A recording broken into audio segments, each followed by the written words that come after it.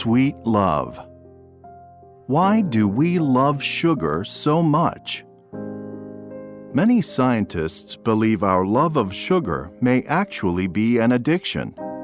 When we eat or drink sugary foods, the sugar enters our blood and affects parts of our brain that make us feel good.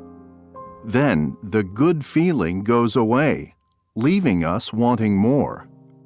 All tasty foods do this, but sugar has a particularly strong effect. In this way, it is in fact an addictive drug, one that doctors recommend we all cut down on.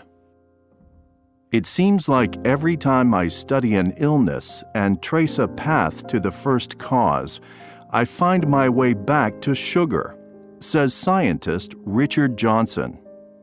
1/3 of adults worldwide have high blood pressure, and up to 347 million have diabetes. Why? Sugar, we believe, is one of the culprits, if not the major culprit, says Johnson. Our bodies are designed to survive on very little sugar. Early humans often had very little food, so our bodies learned to be very efficient in storing sugar as fat. In this way, we had energy stored for when there was no food. But today, most people have more than enough. So the very thing that once saved us may now be killing us. So what is the solution? It's obvious that we need to eat less sugar. The trouble is, in today's world, it's extremely difficult to avoid. From breakfast cereals to after-dinner desserts, our foods are increasingly filled with it. Some manufacturers even use sugar to replace taste in foods that are advertised as low in fat. But there are those who are fighting back against sugar. Many schools are replacing sugary desserts with healthier options like fruit.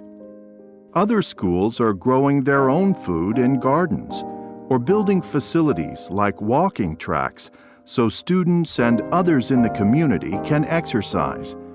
The battle has not yet been lost.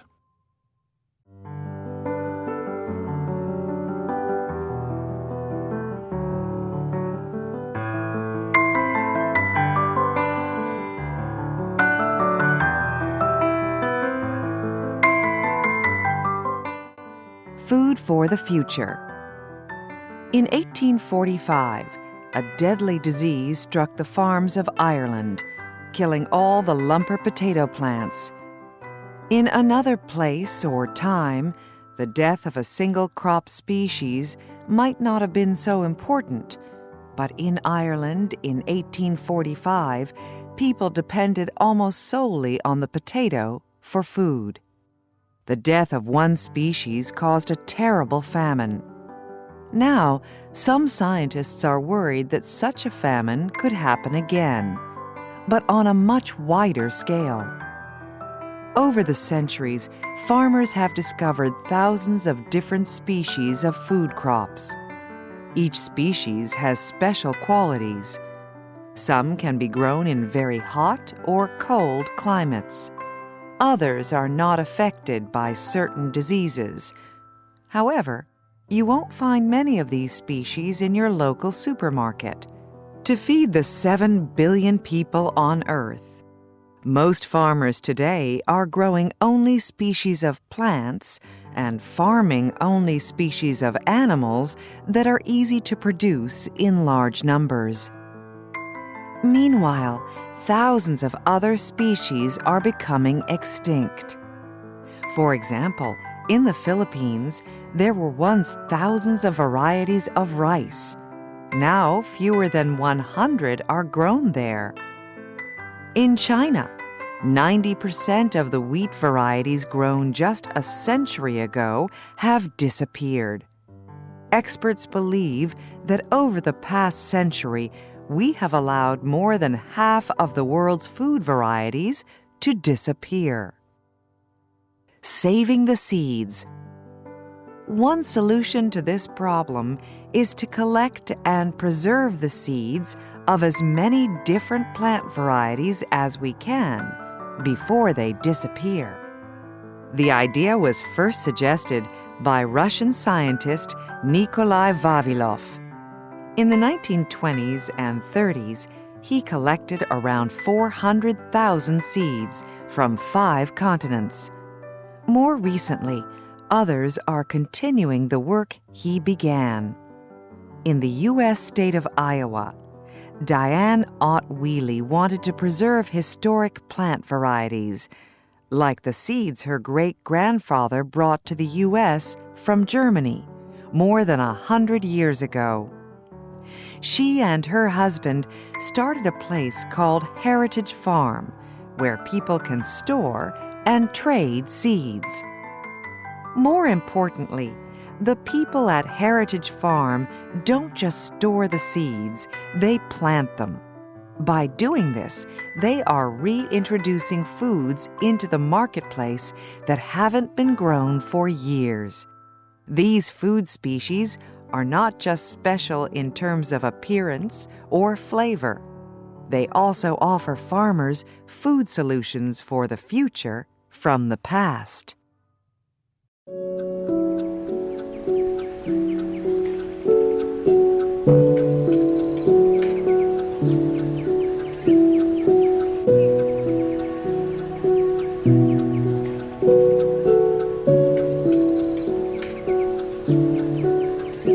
Song of the Humpback. Herman Melville, the writer of the famous whale story Moby Dick, once wrote that humpback whales were the most lighthearted of all the whales. A favorite of whale watchers everywhere, they swim in ocean areas close to land and are active at the surface. They can often be seen breaching or leaping out of the water and then coming down with a great splash. Humpbacks are known to be intelligent animals and can be seen working together to hunt schools of small fish. And if you listen closely, you might even hear one singing. Recording gentle giants. Marine biologist Jim Darling has studied the songs of humpback whales for more than 25 years. While recording whale songs on a boat near Hawaii, he invited author Douglas Chadwick to experience diving with a humpback. In the water, Chadwick heard the whale's songs in a way he never heard them before. Suddenly, I no longer heard the whale's voice in my ears, he said. I felt it inside my head and bones. When swimming with the whale, Chadwick could see that the whale was aware of him, but not alarmed by his presence. The 13-meter-long giant looked him over curiously, but never harmed him. The whale then swam under the boat. It pointed its head down to the ocean floor and, with flippers extended out to its sides, began to sing. Up in the boat, Darling recorded the whale's song. Humpback whale songs can be long and complex, sometimes lasting for 30 minutes or more. They are perhaps the longest songs sung by any animal. Why do they sing? Darling says that only male humpbacks sing, but for unknown reasons. It was previously thought that they sang to attract females, but scientists showed this was incorrect when they played recordings of whale songs in the ocean, and the female whales did not respond. Another idea is that male humpbacks compete with each other using songs, just as other male animals on land do using their antlers or tusks. Researchers have also found that humpback whale songs are different in different parts of the world, perhaps like whale national anthems. They may also be like hit tunes on the radio, changing over time. from one year to the next, or even over a single breeding season. There is still so much the scientists don't know, and years of study lie ahead for whale researchers like Jim Darling. Why do I do it? He wonders aloud. Human beings like puzzles. I want to know, period. Another member of the research team, photographer Flip Nicklin, recalls a special moment he had while interacting with a humpback. While he was snorkeling some distance from the huge animal, it approached him until it was just a few meters away. It then gently carried Nicklin toward its eye with a flipper, as if examining him. Apparently, the urge to understand a different species goes both ways.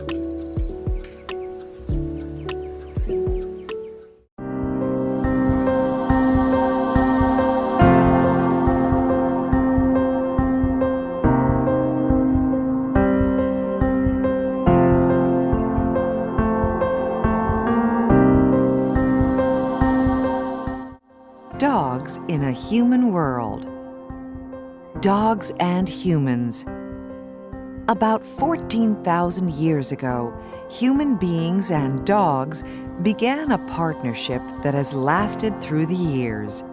Our interactions may have begun when wolves came close to our homes, attracted by the smell of human garbage, or when humans found wolf puppies and trained them to be loving pets.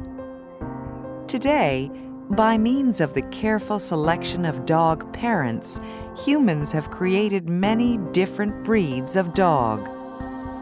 Each breed has its own look and talents, and its own role within human society. Here are 3 examples of a dog's life in the human world. The animal carer. Today, many hospitals let specially trained dogs in to bring love and cheer to patients. Shani the Wheaten Terrier is a therapy dog. She visits children who are fighting deadly diseases. Dogs like Shani help patients feel calm and at peace, which can be hard in a busy hospital. They help both children and adults stay strong during long hospital stays, and some suggest even help them get better. The working dog. Today, some beagles work in airports for the government. They are part of a program called the Beagle Brigade. A beagle is good for this type of work because of its powerful nose and ability to track smells.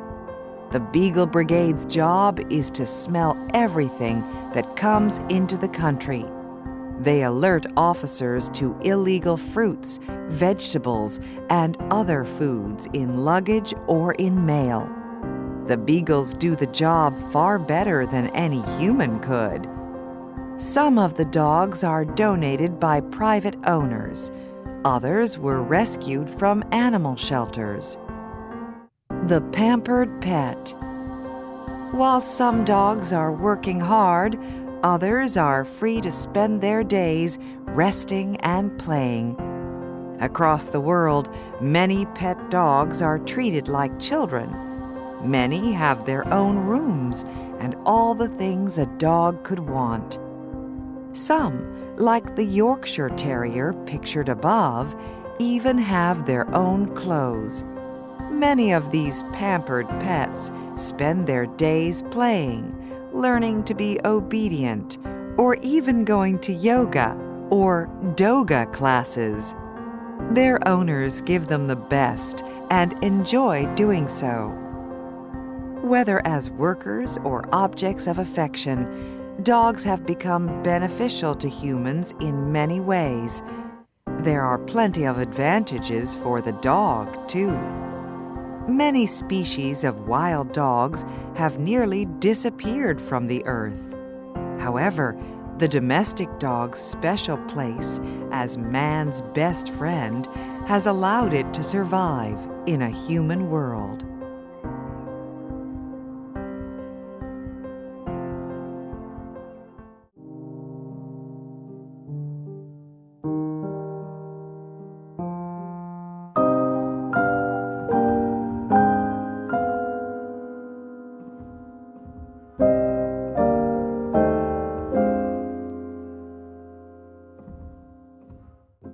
Was King Tut murdered? At just 19 years old, King Tutankhamun was still a teenager when he died in 1322 BC. He ruled over all of Egypt for 10 years, the last king of a powerful family that had ruled Egypt for centuries.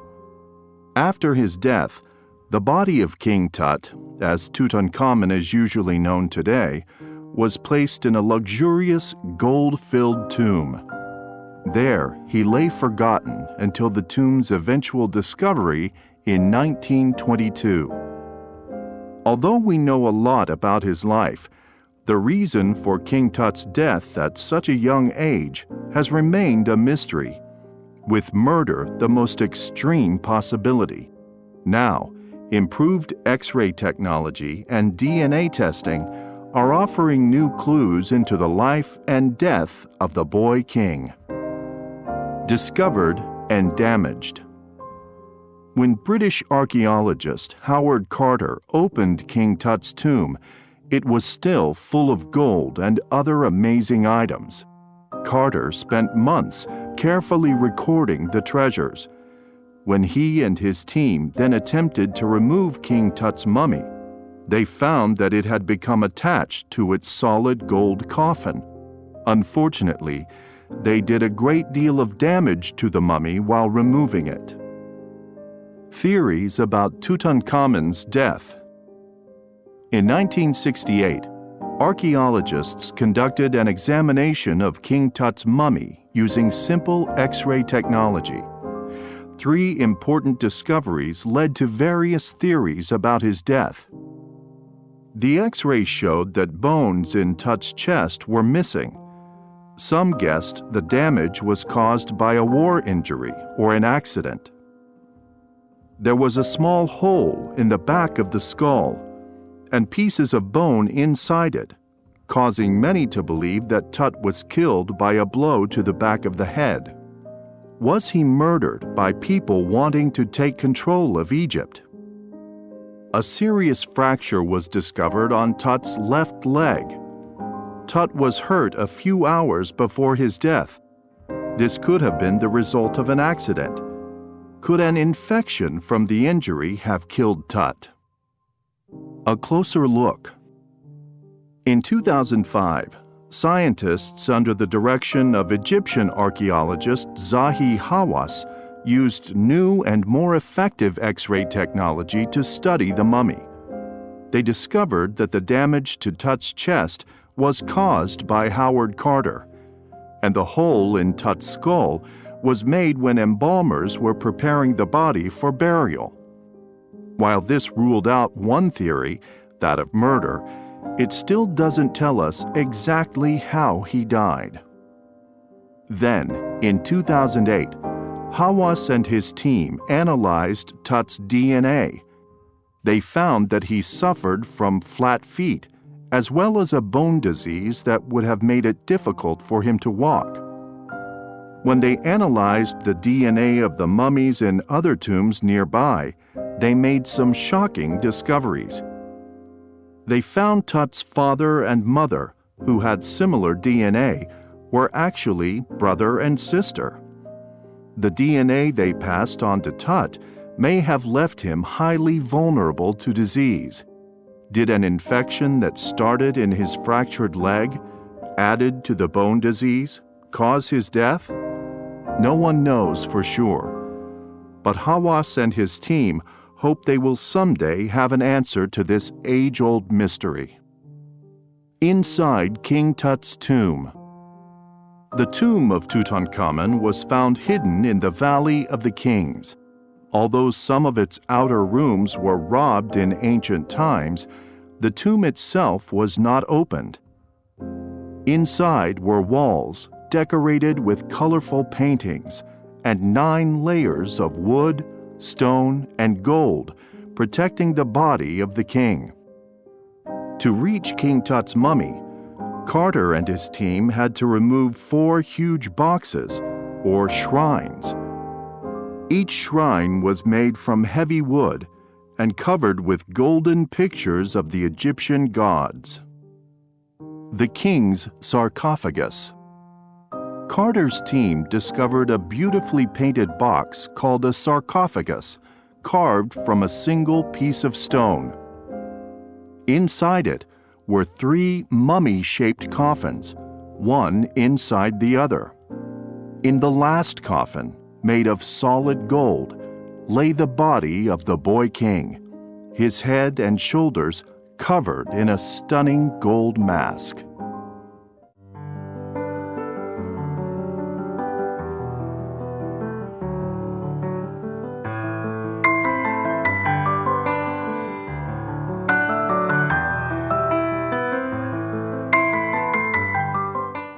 Who killed the Iceman? A body in the mountains. In 1991, high in the mountains of Europe, hikers made a gruesome discovery. A dead man partly frozen in the ice. The police investigation soon became a scientific one. Carbon dating indicated that the man died over 5,300 years ago. Today, he is known as the Iceman and nicknamed Ötzi for the Ötztal Alps where he was found. Kept in perfect condition by the ice, he is the oldest complete human body found on Earth. Who was the Iceman? Scientists believe Ötzi was an important person in his society. Examinations of his teeth and skull tell us that he was not a young man. His arms were not the arms of a laborer. The things he carried also tell us about who he was. His knife was made of stone, but he carried a copper axe. This was a valuable tool in Ötzi's time and implies that he was a wealthy man. A fire-starting kit was discovered with him, so we know he could make fire. And the food he ate and carried enabled scientists to deduce exactly where in Italy he lived, a village down in the valley. Clues to an ancient murder. But why did Ötzi die in such a high and icy place? There have been many theories. Some said he was a lost shepherd. Others thought he was killed in a religious ceremony. But these ideas were highly debatable. Over the years, tiny scientific discoveries have led to great changes in our understanding of Ötzi's story. Once, the story was that he fled up there and walked around in the snow and probably died of exposure, said scientist Klaus Ergel. Now it's all changed. It's more like a crime scene. A bloody discovery. In fact, the newest scientific information indicates Ötzi was cruelly murdered. In June 2001, an X-ray of the body showed a small dark shape beneath Ötzi's left shoulder. It was the stone head of an arrow that had hit him from behind. CT scans showed that this caused an injury that killed him very quickly. Then, in 2003, an Australian scientist discovered the blood of 4 other people on Ötzi's clothes. Was Ötzi killed in a bloody fight? It is unlikely, as Ötzi's other injuries on his hand and head had already started to close. This may mean there had been a fight, but it happened much earlier. Perhaps Ötzi was being chased when he died? In 2010, scientists took the mummy out of the cold and examined him again. They discovered that just before his death, he had a big meal of bread and goat meat. Would someone being chased stop to eat a large meal? The scientists don't think so. More likely, he was attacked while resting. He may have thought he had escaped and was safe. Today, the research continues, proving some theories false while opening the door to others. Utsi, it seems, has more to tell us about his life and the time in which he lived.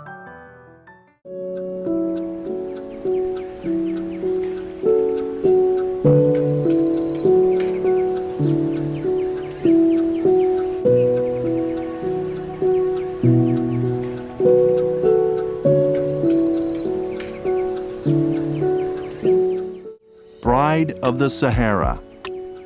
The Tuareg bride Asalama sits silently as relatives and helpers make sure her hair is perfect for the wedding. Such attention is new for the bride, who is only 15 years old and has spent most of her life taking care of her family's goats and sheep. The Tuareg are nomads, and it was only by chance that she was reunited with her 25-year-old cousin Mohammed a month earlier. Back from working in Libya, Mohammed spotted Asalama as she drew water from a well. "I knew from that moment that I wanted to marry her," he says. He asked for her hand, and she said yes, giving him a piece of jewelry to demonstrate her acceptance. Their families approved, and wedding plans began. Following Tuareg traditions, the marriage ceremony is performed at a mosque in the presence of only the couple's parents. Asalama and Mohammed are absent. A few days later, the celebration begins. For a week, some 500 guests enjoy camel races, sing, and eat rice, dates, and roasted meat in tents under the Saharan stars.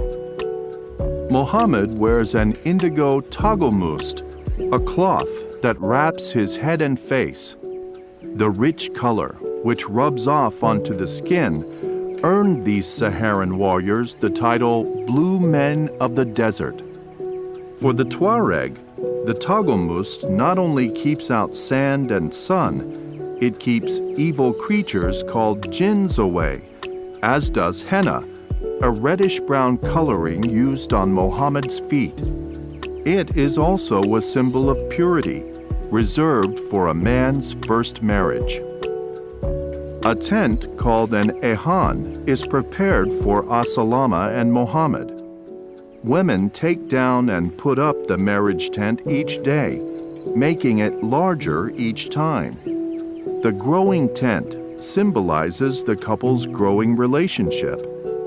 Through the whole celebration, Asalama stays inside the tent. She shows her face or speaks only to Mohammed, her best friend, her mother, and one special helper. Asalama and Mohammed are never left alone, for fear they might be harmed by jealous jinns. The couple will spend their first year of marriage with Asalama's family. Mohammed must work hard to win his in-laws' approval. Once he does that, he will take his bride back to his camp and start his nomad's caravan moving again.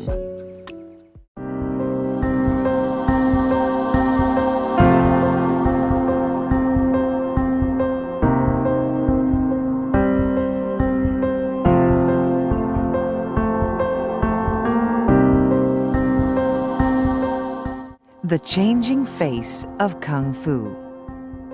The birthplace of Kung Fu.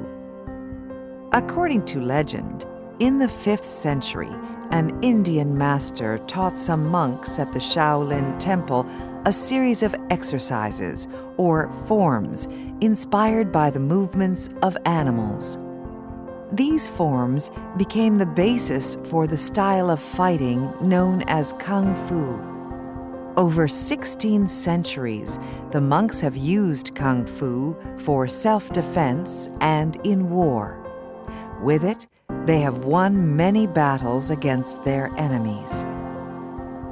In Dengfeng today, 10 kilometers, 6 miles from the Shaolin Temple, there are over 60 martial arts schools with more than 50,000 students. Students come to the schools for a variety of reasons. Some hope to become movie stars. Others come to learn skills that will ensure good jobs in the military or police force. A few are sent by their parents to learn self-control and hard work. Master Hu Zhengsheng teaches at a small school in Dengfeng. Recently, he was offered an important role in a Kung Fu movie. It would have been good publicity for his school. However, he did not accept. He doesn't agree with how Kung Fu is often shown in movies. He feels they show too much violence. Unlike many large schools, which teach acrobatics and kickboxing, Hu teaches his students traditional Kung Fu forms. He teaches them the way his master, a Shaolin legend, taught him. But attracting new students to this style of Kung Fu has become a problem. Hu is afraid his art will soon die out. He has to remind his students that Kung Fu was designed for fighting, not to entertain. There are no high kicks or acrobatics here, he says. It is hard to convince boys to spend many years learning something that won't make them wealthy or famous. Hu's students have little. They sleep in unheated rooms and train outside no matter what the temperature. They hit trees with their bare hands and take turns sitting on each other's shoulders to build leg strength. Why such hardship? To master Kung Fu, they must learn respect and how to eat bitterness, a Mandarin expression meaning to endure suffering. The life of a Shaolin master, Hu teaches, is not easy or attractive. Master Hu is in a difficult position. For old traditions to survive, the young must learn. Gradually, he has begun offering a few courses in kickboxing and the acrobatic Kung Fu forms, hoping to attract new students. Then, maybe, he'll be able to convince them to learn Shaolin Kung Fu the traditional way.